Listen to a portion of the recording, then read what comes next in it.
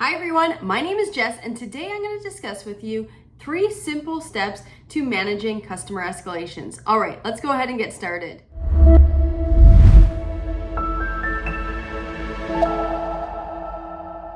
All right everyone, welcome back to my channel. If you're new here, go ahead and hit that subscribe button below. It would help me out a lot and you'll be reminded that every single Monday I do post new content. Okay, you are most likely here because you have an escalation on your hands or you are exhausted from escalation to escalation. Maybe your job is in customer service or customer care. This video is for you. Today I will be discussing 3 simple steps to manage any type of customer escalation, whether you are in the service industry, whether it's product-based, whether it's software, whatever it might be, this is for you. All right, so number 1 would be listen and acknowledge. Now let me tell you, I've been on that end. I have done a customer support job, and sometimes it is really difficult to just listen to that customer complain, even if you know that they're not correct, or they might be correct, but you are just the messenger, right? You are in the job of customer care. So you do need to listen, but you need to listen in the lens of, where is this person coming from? What is their perspective and what is their point of view? You can't listen and be condescending with, okay, sure. You need to listen like you are in their shoes. Something is not right for that customer because of X, Y, and Z, and you could see why that might be a problem for them. If you just go, okay, ma'am, okay, mister, yes, we get it, move on, and you're trying to go quickly to the solution, the customer is going to feel it. So you do need to practice that listening with empathy of you being in the shoes of that customer, even if it doesn't make sense to you. And I feel like the reason why I got really okay at sales is because I took time to understand the perspective of the other person. Now, if you don't have a lot of that practice, right? Maybe you don't have a lot of time to do things outside of your job, or you don't have a lot of time to talk to people. I find the best way to learn about people is asking them questions, understanding where people come from, traveling if you're able to travel to new places, watching TV, watching educational videos, trying to figure out there are other people outside of the Jessica bubble that might look at the world differently than Jessica. And it's so important to understand that for people. So listening and acknowledging that you understand, repeating back, saying, all right, Mrs. or Mr., whatever their name is, I understand that you are saying this, and this. Is that correct? Getting them to repeat again the information after you confirm is huge. That means you have acknowledged and listened.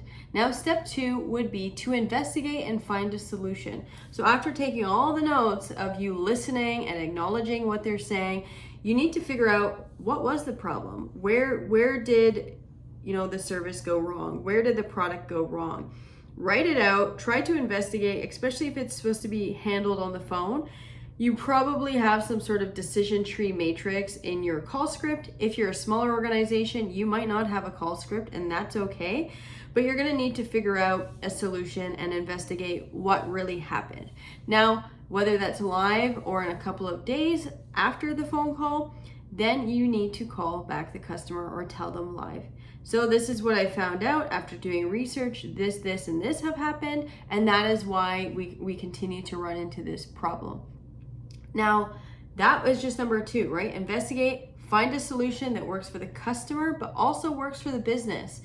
If we were all, I think I just read a book about the Ritz-Carlton where anytime something went wrong, the CEO and founder said, you get $1,500 to make something right for the customer.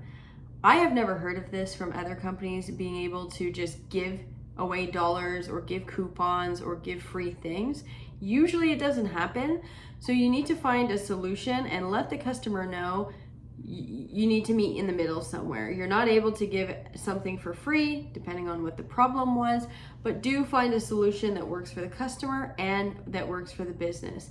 And as long as your leader is allowing you to have that conversation and that dialogue to say, hey, Mr. or Mrs. Customer, we know from listening and acknowledging and investigating and then finding the solution that this happened. Here's what we can offer you. Does that work for you?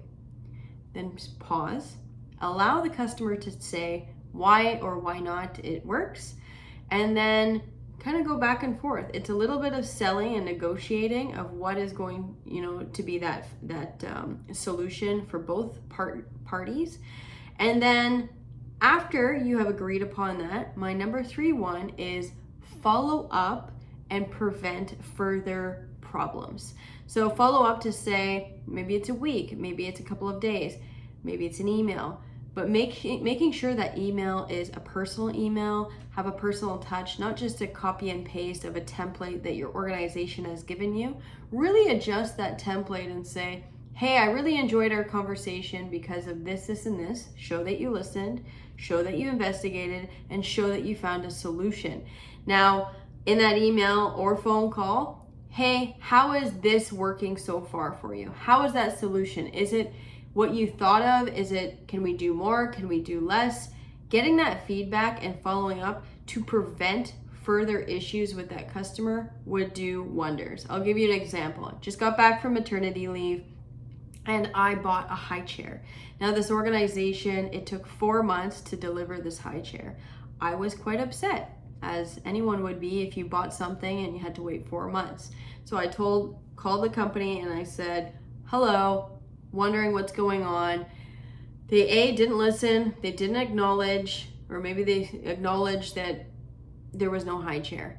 And then finally they were able to find me a high chair 5 months later, but there was no follow-up. I would have really appreciated a phone call. I would probably be a customer because I do have children and they do have children's things. But if someone would have called me or emailed me, I apologize once again that your high chair was 4 months, 5 months late. How is your high chair now? Is everything good? Do you need anything else? Can we support you anyway? Having that follow-up email would have blown me away because no one is doing that right now. No organization is following up and asking me, hey, how is everything going? And it can be automated, right? You can get AI to automate some sort of message that makes it personable to me, but they don't do that. Companies are lacking that follow-up and prevention of something like that happening again. So those are the 3 things. Let me recap here. Listen and acknowledge, investigate and find a solution, and follow up to prevent it from happening again. Those would be the 3 things that I would work on for any customer escalation. I do have another video that I will post down below if you want more details on how to manage an angry customer or anything like that. And if you like this video, feel free to give me a thumbs up, and I will see you next Monday. Take care.